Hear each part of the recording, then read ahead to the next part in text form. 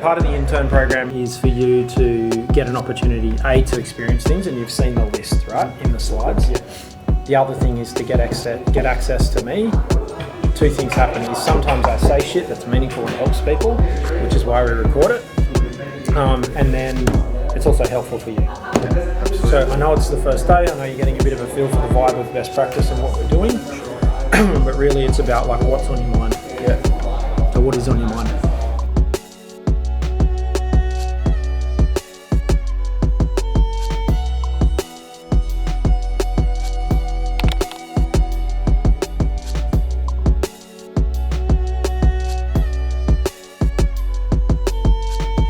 I would just say traits that you look for as a CEO, and you've probably addressed this 1,000 times, but no, that's okay. In a student coming out of university, an intern, a student coming out of high school, something that you would look for as a recruiter, or maybe tips that you would give to somebody for self-improvement. Yeah. So first, let me break the question into three parts. I'll answer the three parts of the question. The first one is, what do I look for in someone who's a student or someone who's a college graduate or university graduate, that's coming out? And I've actually said this already today. The first thing that's most important is for you guys, before I answer that question, to understand that the person you're talking to is not always 5-star. They could be on a score of like 0 to 10, they could be a 3.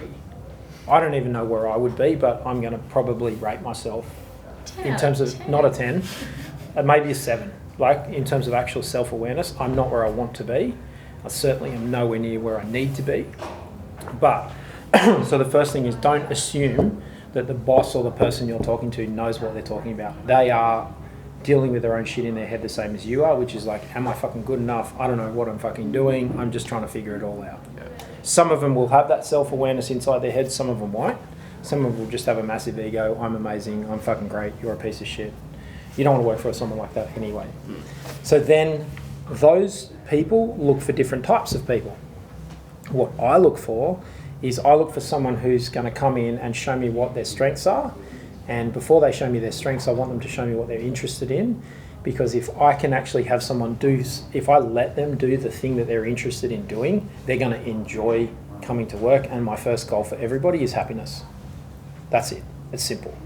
So then I say, like with rookies, and I use the Manly Sea Eagles as a football team as an example, when you're putting players on the field, when you put the rookie on the field for their first match, let them play. Don't tell them what to do. You say, go out there, have fun and play footy, because the reason you're here is you got yourself here. You went through a process to get selected. You got selected. I don't want you to worry about your weaknesses. I don't want you to worry about anything. Just go out and play footy. Because we're going to keep watching and we're going to work out the best way and where to put you. Yeah. So I think what I look for is, I look for somebody with curiosity. I look for someone who is prepared to, has the grit and the grind to sort of self-serve their own solutions.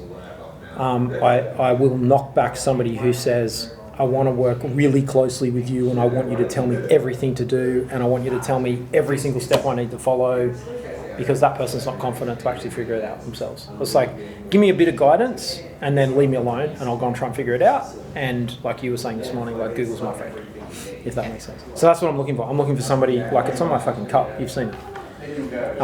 The next thing that I'm looking for is, I'm looking for tenure in terms of like people like, I want to do a bit of time, 2 years, 3 years, 4 years.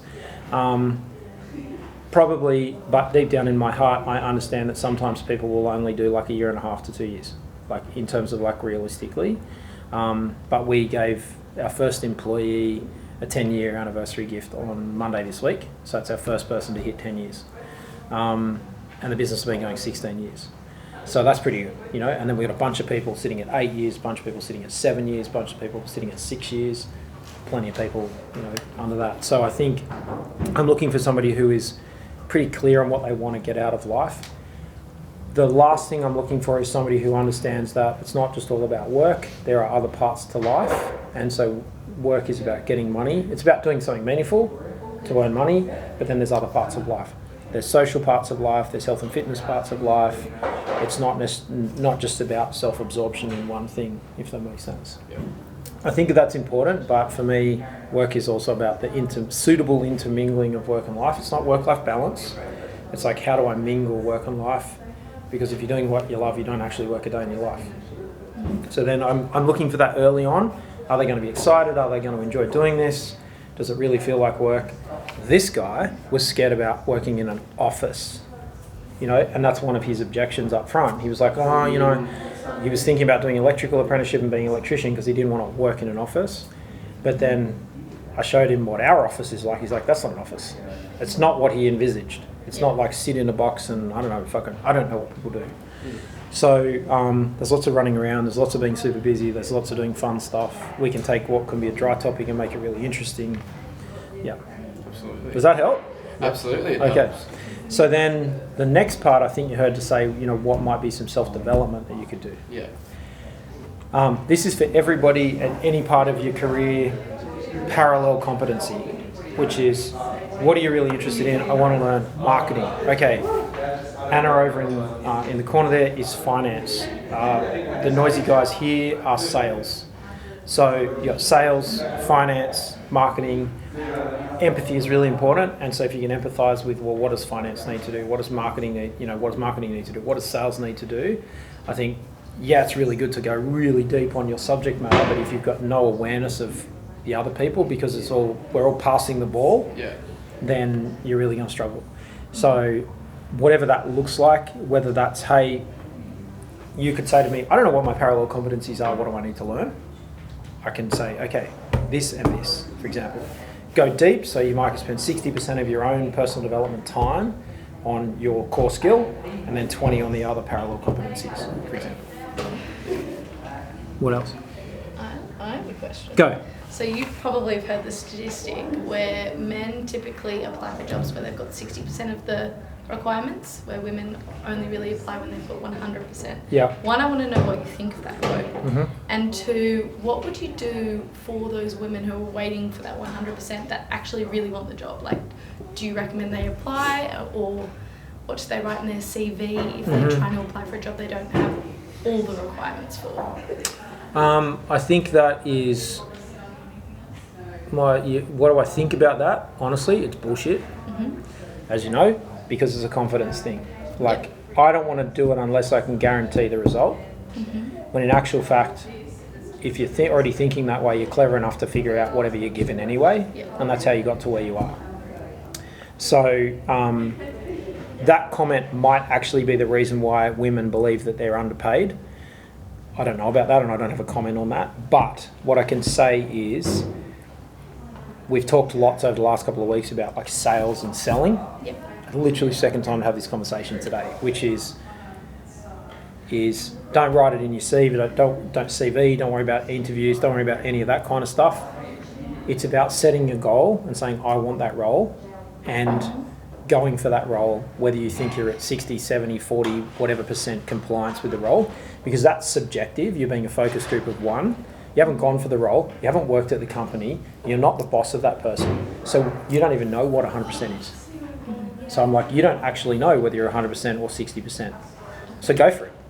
Like I'd say, don't hold back.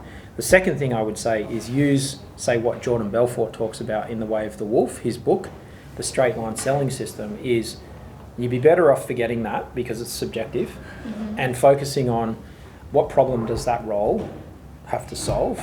So the person that's the manager or the team that you're going to join, that role it's a solution to a problem.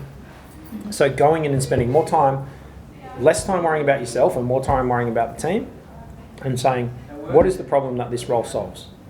What does success look like for this role? What are the outcomes of this role? What are the things that the money that's being spent, what does the role deliver? $1,000 a week, 52 grand a year. $2,000 a week, $104,000 a year. Make sense? $3,000 a week, 150 grand a year. So for 150 grand a year, what is the headache that the company has that they are prepared to throw 150 grand at? So learning the problem and then saying, I understand this is your problem. I understand this is what you need to achieve. I understand these are the challenges you've got. I understand the team's got this issue. I understand you're prepared to invest in solving the problem. And so I'm just checking all this because I think I'm the right person for the role. Now I'd like to present how I'm going to solve each of those problems. Okay. So get real practical with it instead of just floating around. Exactly right. And numbers. So what I want to hear is numbers. I don't want to hear, look, it's good to hear how you go about doing something, but I'm like, you're going to figure that out. Just tell me the outcome. Like for 150 grand a year, I'm going to get this. Mm-hmm. Okay. I think I heard you say this morning about learning new skills, and I don't really know what I have a real passion for yet. Mm-hmm. And a lot of people are still looking for that at my age. They don't go, I have a passion for this. So some of my friends, they go, sales, that's my thing, I'm going to do it for the rest of my life. I'm going to put my head straight into it and go really hard. Yeah, I get it, yeah. So finding that passion, I heard you say this morning, going into it and trying to just do it, trying to throw yourself into it, just do it yourself and making those little mistakes by yourself. Would you fully recommend that for a person that's starting as like an intern or a student? Yeah, 100%. I think we get too caught up in trying to find a passion. I don't know any one person who has found and become, like, out of the hundreds of thousands of people that I know, I couldn't actually think of somebody right now, top of mind, that I'm doing what I'm passionate about. People become passionate. It's not, I've got to find my passion. So, there's people that really enjoy what they're doing, and they get to that point by doing a little bit less to create room for more, and a little bit less to create room for more, and a little bit less to create room for more, and a little bit less to create room for more, and they went from this to this. So they don't do that anymore. Am I making sense? Yeah. So what you can actually do is mechanically engineer that. You can actually say, you can choose to focus on negative things, or you can choose to focus on positive things. You could write a list of pros and cons. What I figured out is that you can actually talk yourself into it, which is just write a list of 10 things of the things that you love about what you're currently doing. You'll become passionate. Okay. That's the reality. And if you enjoy it, great. If you're not enjoying it, you need to ask the question, why you're not enjoying it. I would be happy on the back of a garbage truck, like picking up trash cans and emptying trash cans into the back of it. There'll be maggots everywhere and smelly rubbish and parts of dead bodies, all that sort of shit going in the back of a dump truck. It's true. Hopefully not. Well, but that's the thing, like, and it's stinky and it's smelly, Yeah. but I'm like, how much of an awesome opportunity would that be to get fit? Right? Yeah, Because I can get really absolutely. fit and really lean because I'm like lifting weights the whole time and I'm running along behind the truck. I'm like, fuck yeah, let me do that for 6 months and I'll be like fully ripped. Yeah. Just apply. 100%. Go on. So then you go, oh, actually, it's not going to be enough money for me to do my thing. Fuck it. I'll buy the truck. Someone else can drive it, and it'll be my business, if that makes sense. And that's how I'm going to. There you go. It's exactly right. I'll own the truck. I'll own the business. I'll go do the sales, and I'm going to run along behind the truck, and that's how I'm going to get fit. Okay. Because I choose to focus on the positives. So the tactic to fully engineer that is get out a legal notepad, get out a pen, and only write.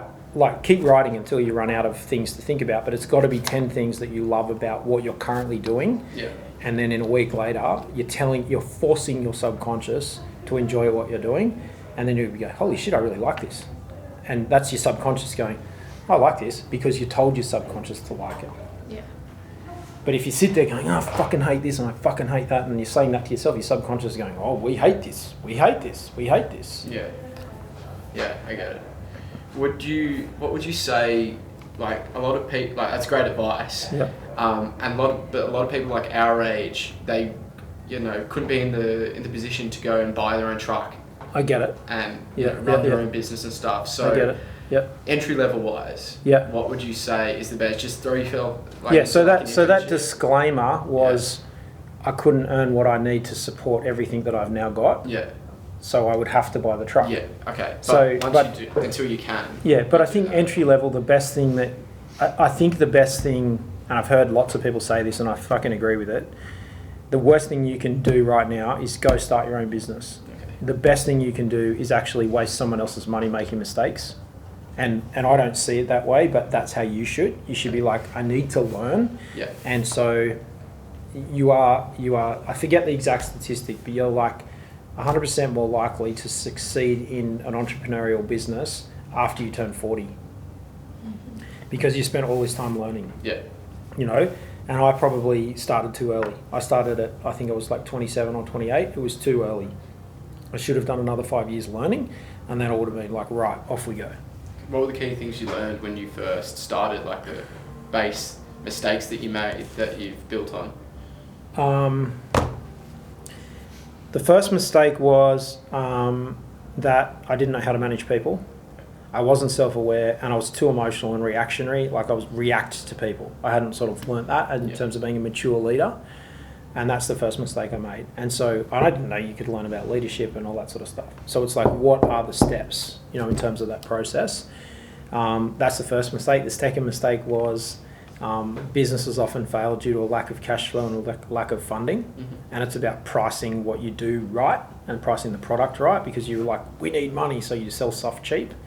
And now we pick and choose, but we can only pick and choose because we're healthy and stable. Yeah. Mm-hmm. So I think they're probably the couple of things to be thinking about, because you're trying to add value to a whole bunch of things and juggle things.